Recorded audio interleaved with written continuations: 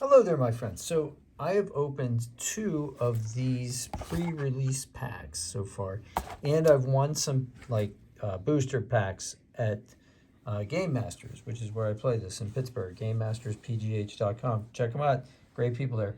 And and these are all of my rares, uncommons, and legendaries. Okay, sort of. I'm gonna go through this with you and show you. So here's what I got basically out of let's see, 30, 60, about $60. Let's see what we got here.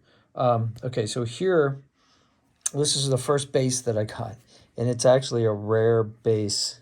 And that's funny because I haven't seen any other rare bases. So Energy Conversion Lab. Like here's all the bases. You get a base and a leader with every pack. So here's all the common bases that I have. It's crazy. And on the back it has experience or shield. So you can use these because the makers of the game know that these are in every pack. So you're gonna have a lot of these. So you can use these as markers when you're playing.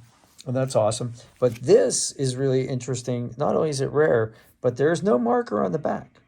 So I thought that was interesting. So I don't know how many people have this or have seen this card. If you have seen it, tell me in the comments if you own it, because I'd love to see if I don't know anybody else that has one gameplay. So these cards are base cards, but they're hyperspace, right? I don't have any foils. I don't even know if they make these in foils because I haven't seen one yet. But there's, Echo base. You can see there's no black border. Catacombs of Cadera, right? The command center. It's nice. Oh, Chewie, okay. And on the back also, hyperspace. So Chewie's your leader. And tower. Good. Echo base. So that's that. And then let me show you the leaders. So here's the common leaders. So here's how many common leaders I have. And then here's more. But here are the rare leaders. So Cassian Andor is rare, right? So that's pretty cool. You can see his ability. If you've dealt 3 or more damage to somebody's base, you can draw a card. That's pretty powerful stuff. You can do that every round. And then his epic action is if you control 6 more resources, you deploy. It says when you deal damage to an enemy base, you draw a card. Any damage, not just 3. But you can only do this once a round. So that's pretty cool. That's powerful stuff there. Hera, she was terrible. I played her the other night. I didn't have any Spectre cards. So you can have Spectre cards that aren't in the same aspect and it won't cost anything if you're playing Hera. So that's pretty cool. And even when she goes in, it's still the same thing. But also you give experience tokens when you attack.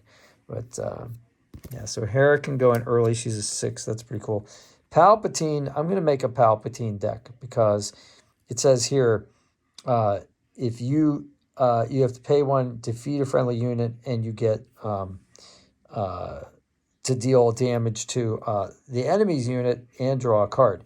So, Palpatine, these Sith guys, they like to kill their own players. So, yeah, you can just take one of your nasty units and replace it with another card. So if you have a big deck, this could come in really handy, right?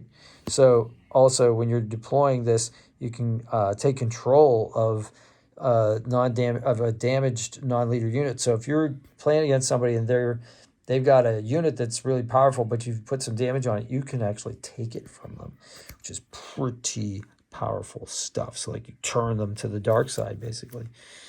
And then this, of course, Iden Versio from Battlefront 2. If you knew that, put it in the comments below. She's rare, and she can actually heal her base, which is really powerful stuff. I was playing against somebody who used this card.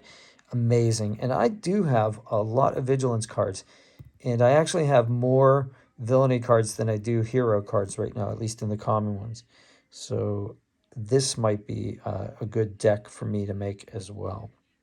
So, all right, so we're going to check those out. And so now, having bought all those cards, right? So I bought all of these cards. So 16 times 14, 6 times 14, and then do that again. That's how many cards I got, plus some booster packs. So probably about 3 of those. So add 3 times 14 more if you can do all that math. Out of all that, here's how many legendary cards I got. 1. This was the first one I got. Vader. It's pretty awesome. And a hyperspace legendary. 1, 2, 3, 4, 5, 6. That's it. All right, so here's what they are. Legendary Vader hyperspace. Legendary command event. Legendary cunning event. Notice the double aspect, double cunning aspect. So you might have to pay for this. The Avenger. See, legendary. That's pretty awesome. The Devastator. But look at how much resources that cost. But if you're playing a long game, this thing would be huge. Huge. You may deal damage to a unit equal to the number of resources you control. So you already got 10 for playing this. So that's pretty huge. And then Mace. And he's foil too. So he's a legendary foil card. So like that's pretty amazing. This is the first legendary foil card I have. So 1, 2, 3, 4, 5, 6, right? 6 legendary cards. I think that's pretty good, actually. If you know what the draw ratio for legendary cards is, put it in the comments so that we can talk about it. All right, here's all my rare cards, right? So let's count them. 1, 2, 3, 4, 5, 6, 7, 8, 9, 10, 11, 12, 13, 14, 15, 16, 17, 18, 19. And then don't forget the leaders, 20.